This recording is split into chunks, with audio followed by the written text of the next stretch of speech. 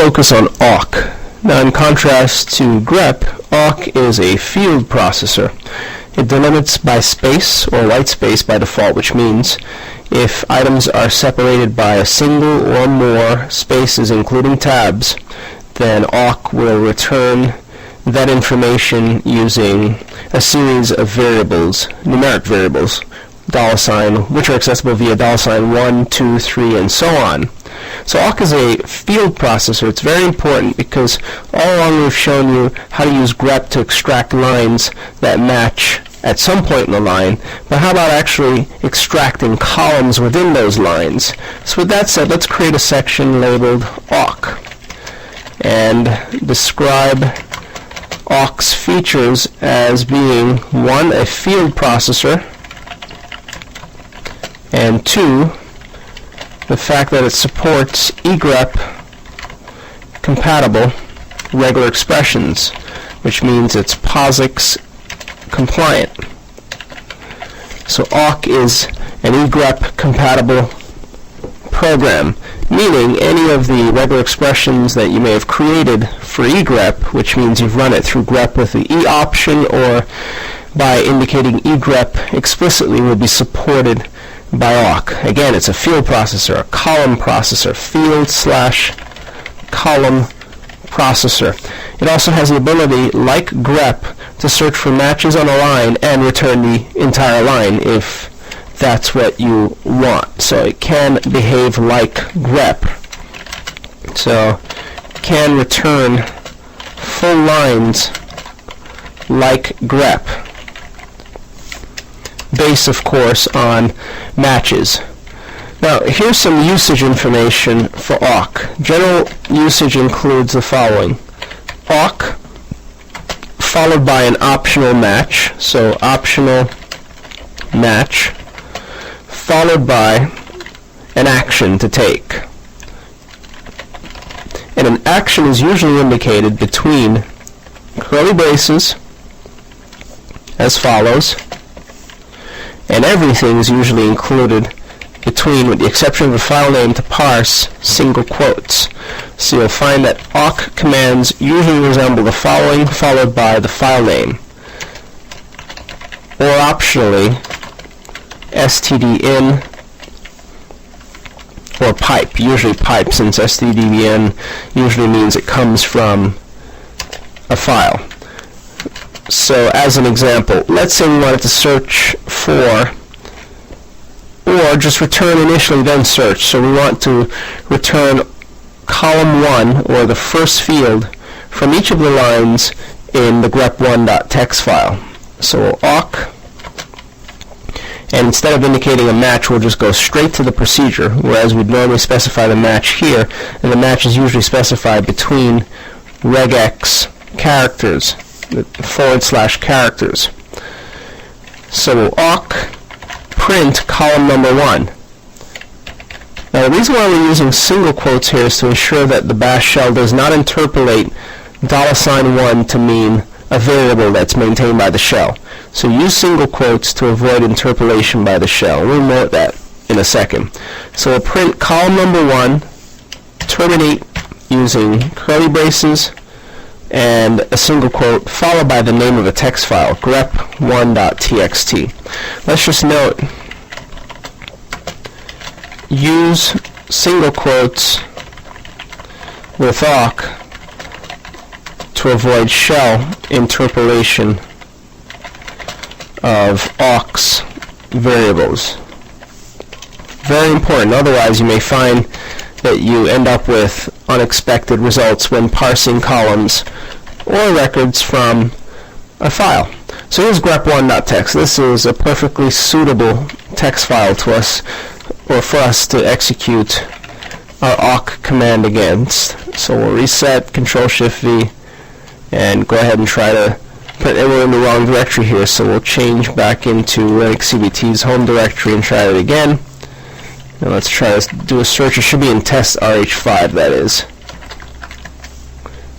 We logged in as root for the sole purpose of being able to access the system log file. So here we see the first column being printed, but you may wonder, well, it doesn't look any different from the source file. And that's because each of these, with the exception of CBT space Linux, has only one column. And in the case of the line which contains CBT, notice it didn't print the Linux field.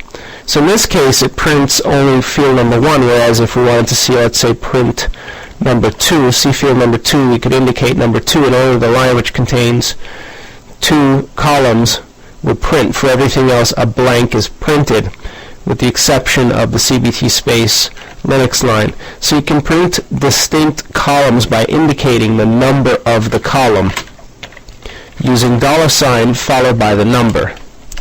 You may also print multiple columns by simply indicating, separating the columns with a comma, any number of columns, so such as the following: $1, comma, $2, and you may also reorder the columns if you'd like. Let's give this a chance here, and this will print the document the way grep would if we were to tell it to grep anything or to grep all things from the file.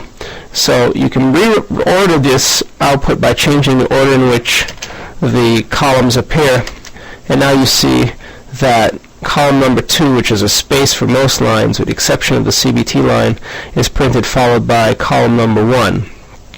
Also, we should note that awk automatically assumes an output field separator. The default input field separator is space, and the default output field separator is also space, or white space. So note, default input and output field separators is white space. And this can all be influenced, and for a much deeper coverage or information regarding awk, you should take a look at Linux CBT awk set edition, where we dig into the influencing of the different variables that control the awk environment. But we're going to move on to show you some other things you can do with awk. So this is basic usage. You can rearrange the columns, and as we've told you, as awk reads lines, it stores the columns into different fields. This is what's called tokenization, where awk reads the input and it stores the entry into a token.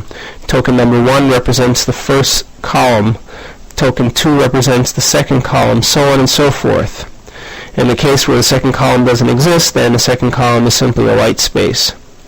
You may also change the delimiter of your input file and change it on the command line as well, and awk will have no problems once you specify what the delimiter is, parsing that information. Now how about searching for specific lines? Let's look at grep1.txt again.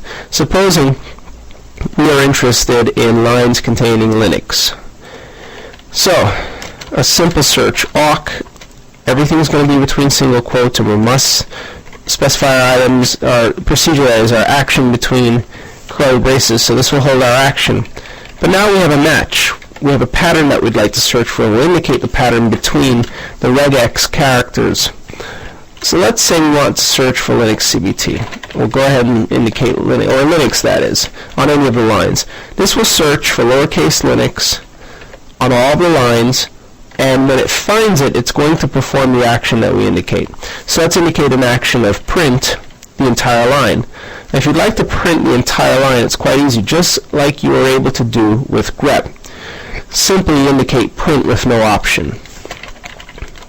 Now let's just indicate that this will print all lines containing Linux as a keyword, and that's lowercase Linux. It's a case-insensitive match. We can alter the case, and we'll show you how to do it momentarily. So let's try this from the shell. We'll reset the buffer, and there you see it prints the lone line which contains lowercase Linux. Searching through this document, there's only one line which contains lowercase Linux for it to search through. Now back to the notion of printing case insensitively. If you search a document, for example, using the I option, and we indicated lower, let's return and just change that briefly, uppercase I option, you'll see that it searches the document for various instances of Linux, and that's how it searches it. So it throws those lines that have matching characters in our search using uppercase I as an option. It will also print other options as well. You may also search for lines that contain various character classes. So instead of case insensitive, for example, let's say you're looking for lines that contain Linux CBT in alternate cases. Here we have one entry. Let's make a separate entry. We'll make it lowercase. In the case of CBT here, this will be CBT3, and then give this a try. So using character classes, we can search each of the characters, lower upper C, lower upper B, as well as lower and upper T, and this will search the document for any such items. But of course, the case insensitive option is turned off. So if, for example, the items are indicated using a different case, such as uppercase Linux, then we can specify that as well, or character class the entire thing. Now it returns both of the lines, and it prints the entire line for you. If you indicate no match, it prints the entire line without matching, and if you indicate something to match on, then it will function as a condition to print items that are related to that line only. You may also make optional the CBT trailer. So for example, if we wanted to search for CBT not using character classes but as a group, then we can indicate the group between parentheses as opposed to square brackets as follows. CBT, this would search for the block after the word, and of course if the case matches, it'll return. And we can indicate any number of matches for this block of characters. We can also turn on case using the uppercase I option. So there's a wide variety of ways for us to search for information in this document. For example, we could return lines or print lines where in column number 2 there is the entry Linux. So let's show you how that would work. This is a conditional search. So awk, and in our search, we'll open curly braces here and indicate using a condition if column number 1, using the tilde symbol, is equal to this match, then we're going to perform the option, or the action that is, to print from grep1.txt. In this case we said column number 2. So if column number 2 is equal to Linux, let's just check the case, otherwise we'll have to turn on case insensitive. So if column number 2 is equal to Linux, then print the entire line. Then we'll create a variation on this momentarily to print column number 1, column number 2, as well as both of them. So in this case, it prints the entire line for a line which contains Linux in the second column. We may also print, let's say, column number 1 if column number 2 equals Linux. So let's print number 1. There you see it prints only 1. We may optionally print 2 then 1, but we can mix and match the data however we see fit, and we can also change the output field separators so that there's no space or a comma or change the delimiter, so on and so forth. So it's this sort of flexibility, the ability to behave like grep as well as not like grep by focusing on fields, which is what makes awk so special. We can conditionally search for information. We may use regular expressions, and it works pretty well. Now, a great usage of this conditional feature is to search through log entries for specific items. So let's create a 6th option here. So we may want to search the messages file for something particular. Let's go back to our root session, our root shell, to var log messages. Let's say we want to see from this messages file, from, let's say, the second field. The second field represents the day. In this case, it's the 8th. Let's say we want entries only from the 8th of the month, or the 9th, or the 7th. We could say where column number 2 is equal to 8, return the full line, as opposed to grepping for January space 8. Sometimes it doesn't work if the number of spaces are unequal from one line to another. So we can do a search like this. If, and in between parentheses, column number 2, tilde, regexes, equal to 8, then take an action. That action will be to print the entire line. From the file, of course, var log messages. We'll just note that this will print the entire line for log items for the 8th of whatever month. If we need to be more specific, such as month and day, then we'll need to match also on the first column, which includes the month, in 3-digit form or 3-letter form, 3-character form.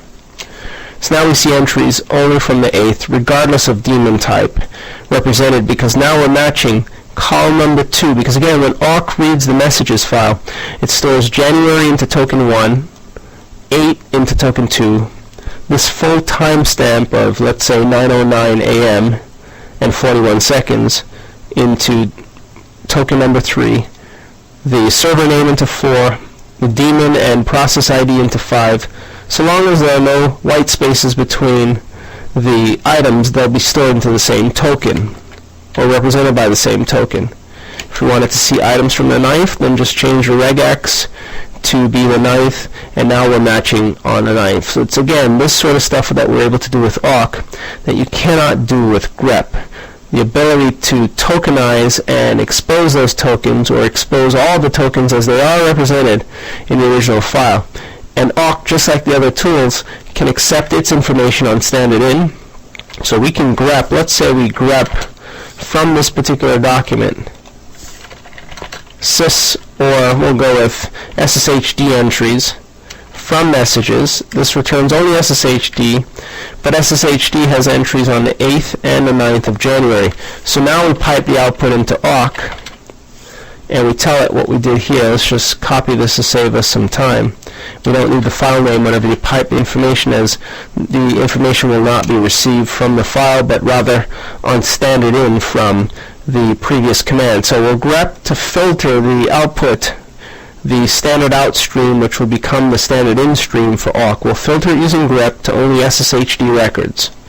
Then awk will match column number 2, and if column number 2 is equal to 8, then it will filter out the record for the 9th, or any other records for that matter. And there you see now only records for the 8th. So again, another neat way to use piping and two popular utilities, grep and awk, to zero in on specific items. Now, of course, we could have grepped directly for items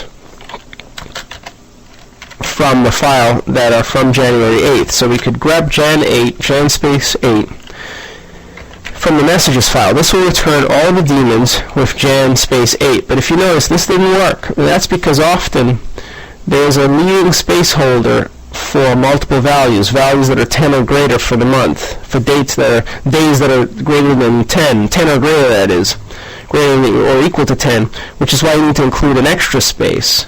So it's a little tricky, whereas with awk you could simply say for the second column match it on 8, regardless of how many spaces exist between the month and the day.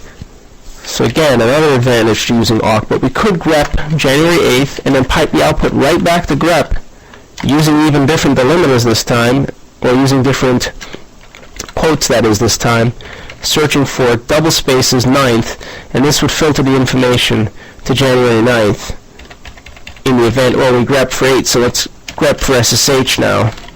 And this now returns only SSHD instances, and we could further parse the information. For example, we could present this to awk and tell awk to take out column number 3 and then break up the items. Let's take a look at that. So our 7th task will be awk, and now we're going to focus in on column number 3 in the messages file, because we know that column number 3 contains the timestamp information regardless of the record. A standard syslog entry includes the month, the day, and a timestamp. So that means we can print column number 3 regardless of the daemon from var log messages. This is our first step. Let's just ensure that this works, and whenever you're building these commands, just do it one step at a time to be sure you're doing it properly. So here are all of the timestamp entries from the file for column number 3.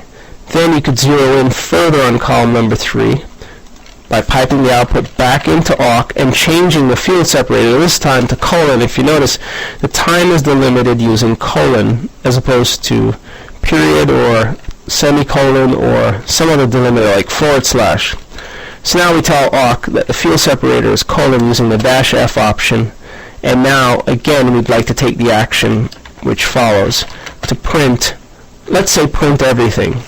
And then after we print everything, we'll zero in on the individual time components, including hour, minute, and second. Now let's just check we miss a single quote here. Now we see everything. So we want to take it a step further. Let's print number 1. This will indeed return only the hour part of the time, leaving the minute and seconds unavailable. You can compare and contrast. Notice the last entry is 22 for 2200 hours. The first entry is 10 for 10 a.m.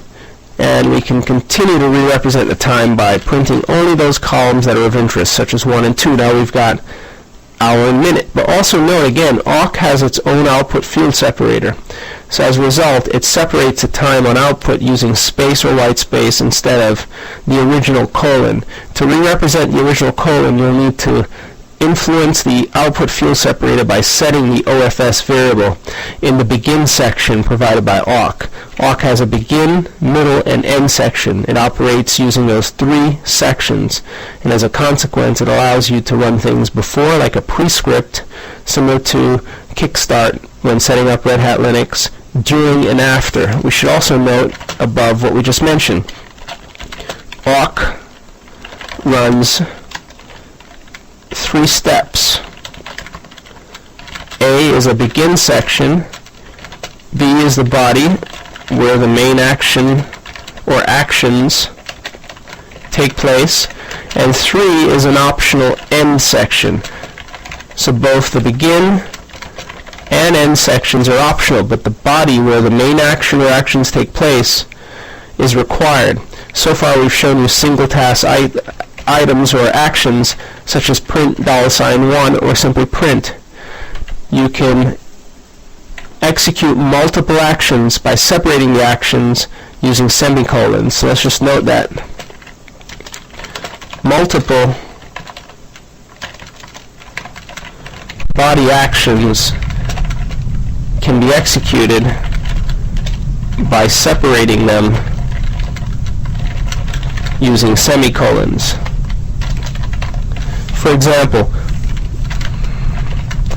you could first print field number 1 and then on a separate line print field number 2 and then close your curly brace, and these 2 are considered distinct actions and they'll both execute as awk loops through its input. We should also note that awk auto loops through input stream regardless of where that input stream is sourced. So regardless of the source of the stream. And the examples given here include stdin, which usually comes from a file, pipe, and will indicate file separately. Because with standard in, we mean, for example, you can execute awk and it waits for you if you don't indicate a file for standard in. For example, let's simply execute awk in between curly braces, print the entire line given, or let's print column number 1 and terminate without indicating a file. Right now awk is waiting for us on standard in. It expects input, so we need to supply it with input. We'll give it a test here, Linux CBT. And notice it prints column number 1 as opposed to column number 2. Let's try CBT Linux. And as you can see, it prints column number 1 instead of column number 2. So for each line of input, awk evaluates and executes its actions. In this case, the action is to simply print $1. When you've completed your input stream, execute Control-D and that'll terminate the awk session. Now back to multiple actions. Again, we can print 1 and then print 2. Now we give it back to what we did before. And notice it first prints Linux, delimits, that is, using a new line, then print CBT. Both actions occur on separate lines. Let's try CBT space Linux, and there you see it prints line number 1, then line number 2. So you can combine any number of actions to be performed by separating them by using semicolons, or you can use commas to indicate the fields that are to be printed. But again, awk supports different types of actions, primarily the print action, but there are other types of actions. And it also supports begin and end blocks. The begin block is a way to set variables such as your input field separator, output field separator, input and output record separators, so on and so forth, all of which can be set in a begin block. The end block is usually reserved for summarization, for reporting, for tallying up totals for the amount of records processed, or for reporting on those totals, for example. But again, for much, much more information on how awk is able to do all of its wondrous things, take a look at Linux CBT awk and sed edition, where again we delve in and get into the meat and potatoes of awk and sed over a good amount of time. So with that said, we're going to move on. We're going to be taking a look at sed, since we've spent enough time, in my opinion, covering the basics of awk.